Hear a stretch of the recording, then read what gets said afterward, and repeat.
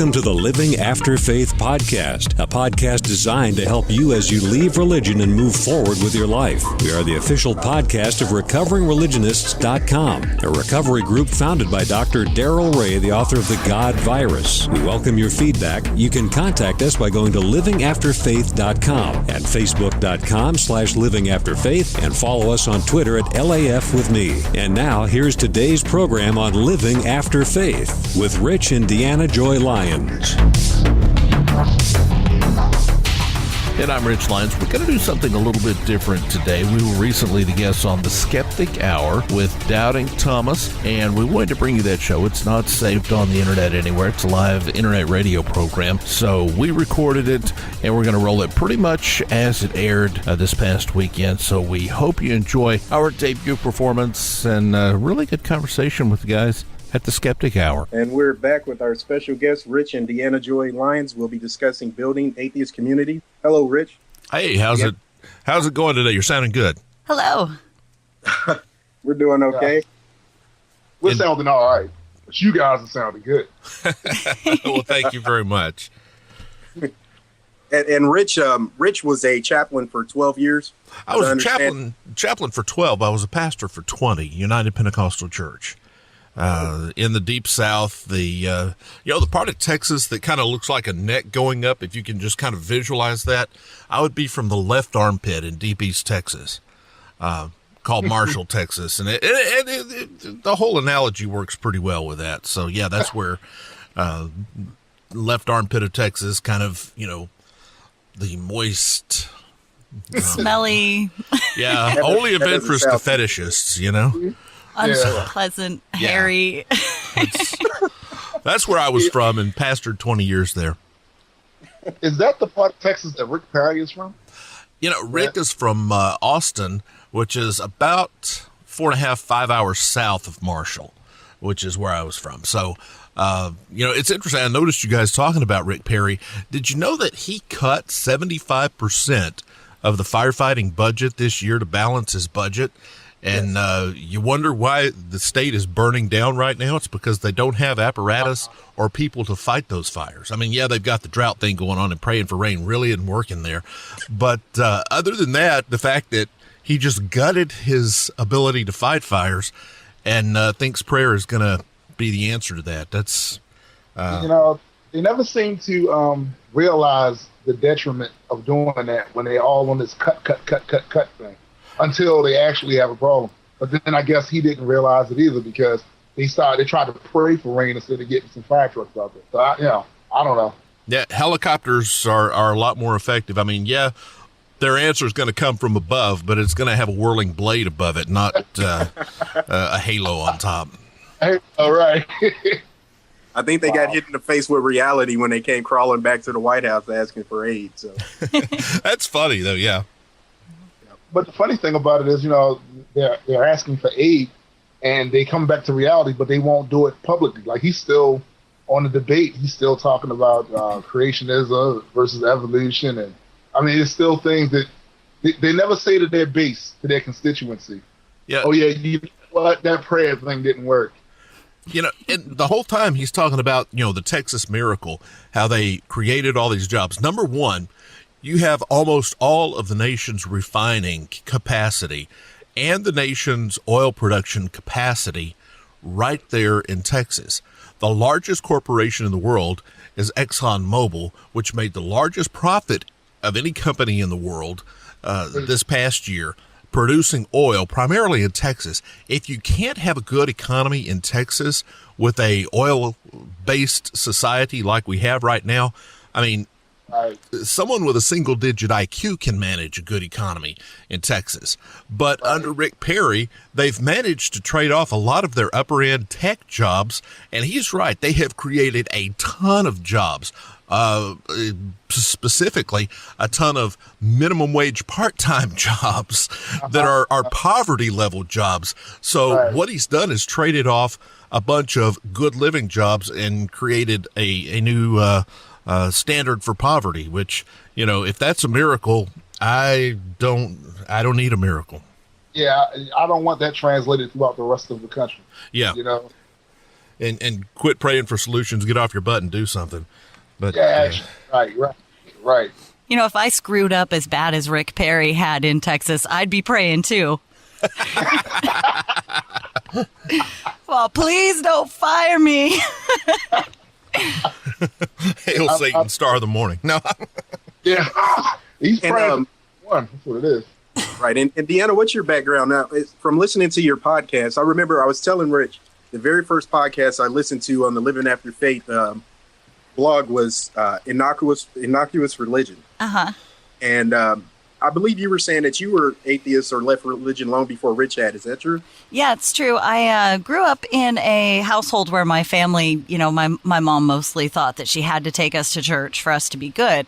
My dad, I think, would probably describe himself as an atheist if he stopped to think about religion for a moment. But, you know, he always had a ton of like Asimov and Carl Sagan and stuff all on around the house. There were always tons and tons of books. He was big into science. And so I remember being about like 9 years old or so and sitting in youth group in church and going, I don't know why I have to be here. I mean, there's no such thing as God anyways, you know, and that kind of off and on happened throughout my life. And one of my more changing religious moments was, and I think I talk about this in the episode where Candace Gorham and I have a long conversation. I think it's a Living After Faith episode 13, something like that. Anyways, we talked about, I ended up in an evangelical Christian household when I had some family problems and ended up in the foster care system. And these people, you know, I was told, you know, you don't have to go to church with them, but they're very, you know, they're really Christian. So you're going to go live with them. They're really great people. And my first real big example of Christian hypocrisy was when they screamed at me when I wouldn't go to church with them on Sunday. And threatened to send me back to the cockroach-infested crack whore house that I had been staying in previously. Yeah, it was definitely interesting. So, you know, I only really discovered and identified with the word atheist probably within the last several years after discovering things like skeptical podcasts, atheism-related blogs. I was like, this is what I need. This is, you know, community, basically. These are people who believe the same things I do, and they're not afraid to admit it. So I started using the label, too. Huh. And the episode numbers on the Ebony Exodus episode was episode 26. 26, Yeah. yep. That's where we speak with Candace, or Deanna actually talks with Candace, and quite an interesting interview. We had a good time. Yeah. You'll hear words that are dirty. Excellent. You like pretty words on this stuff.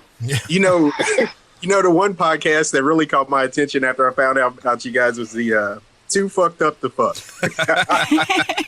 That is one of our most popular episodes, and we debated whether we should even go into that, but a large part of the PTSD that I suffered coming out of religion, and a large part of where my life was really fucked up had to do with sex, because of all of the sexual restrictions, all of the hyper sex charged atmosphere of religion, all of the rules and regulations that are based totally arbitrarily on what a bunch of sheep fuckers that were in the wilderness thought would be good. You know, I really think that's why they believed, you know, that Satan was half goat, because the guy in the next camp had a relationship with a goat. But Work out too well. the whole, you know, concept of religion and sexuality, without having another way to put it, is just fucked up. So we kind of broached that subject and launched into it. And then a couple episodes later, we visited it again. And it's amazing how many people have written us, called us, text, different ways that they communicate with us and say, you know, I thought I was the one who was just fucked up. And when I hear what you went through and hear how you're dealing with it, it gives me hope that I can have a normal life. We had one person contact us just recently who had just assumed he was asexual all his life because of religious hangups and the fear associated with sexuality. And after listening to us, after examining himself, had has now become out of the closet as bisexual and actually is enjoying a life that involves love. Yeah, love and sex with people. And when you realize that that's such a large part of humans and who we are and how religion tries to control that, you understand, if I can control what a man does with his penis and what a woman does with her vagina, what else? I mean, is there anything else I have to control? Right. You know, I control that person. And I think that that's probably consciously not on the mind of every preacher out there, but subconsciously it is a huge, powerful way to control people. And so that's what we go into on that episode, is how that worked and how we've been able to work through some really pretty big fucked upness. Yeah, Rich and I... Rich and I kind of decided, we sat and talked about this before, really getting into the podcast. It's that, what he's doing, telling his story and telling other people's stories, is really putting it all out there. And if you're going to expose yourself like that, I mean, you're already 9/10 of the way there. You tell the life story, you tell personal thoughts and feelings, beliefs, and, everything that's happened. Why avoid sex? I mean, it is, like you said, such an important part of who we are as people. And as a control mechanism, especially, it's extremely effective. Imagine, if you will, this metaphor. If you grab a man by the genitals, just get a good hard handful of those honkers. Don't do it. The Bible says you'll have to cut your hand off. Okay, I won't do it. But if you want a man to go left, you take a hold of that and you grab him, pull him left. You want him to go right, you pull him right. Forward, back, same thing. That's what religion does, is it grabs that painful big handful of your ding-dong and makes you go where it wants you to go. It's a great analogy. I'm pretty sure I feel pretty uncomfortable right now. Yeah. Well, you should. I mean, just imagine how many guys are standing behind the pulpit today. There's one preacher here in town in Seattle that when I first left the church, I hadn't completely gone atheist. I was trying to find myself and not be an atheist, really. And so I moved to Seattle, and there was a church here that I went to several times. I won't mention them by name because I don't want to get you guys sued. But I went to their church, and in the 4 times I went there, the guy in his hour that he preached spoke more about my genitals and what I should do with them than I'd speak about them in a month. I mean, it's way more important to him what I do with my genitals than it is to me. And you would think that, it would be the other way around. But that's disturbing. It is. The whole time I was thinking, man, this guy is really, really, really into my junk. And even when I was a preacher, I didn't, it wasn't something that I really, I mean, yeah, we had our rules and things, but it was not the focus of every time I walked up to the microphone to say, okay, grab your microphone while I grab mine. It just didn't go there, Preachers like that, they're going to pull a Ted Haggard real soon now. Yeah, you really. just count down until the fundy gets caught with the meth and the prostitutes and, So much for building atheist communities. Oh, yeah. I don't know. I guess I should let up on the squeezing genitals talk here. Well, there is a show on BBS Radio with a lady, and she talks a lot about those. I'll check it out. I'll call her.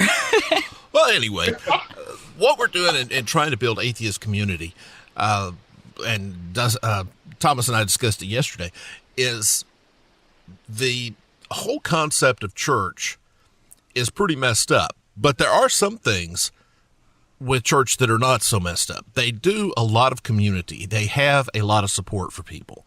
And because they have that support, people are not going to leave that entire family and world of support just to step off and say, okay, you've proven to me that, the Bible is wrong. You've convinced me God doesn't exist. So yeah, I'll just leave the entire life I've known forever. I'll leave all the traditions of my family. I'll leave an entire lifestyle, sometimes leaving your family because they don't agree with the whole idea. So I'll just leave everything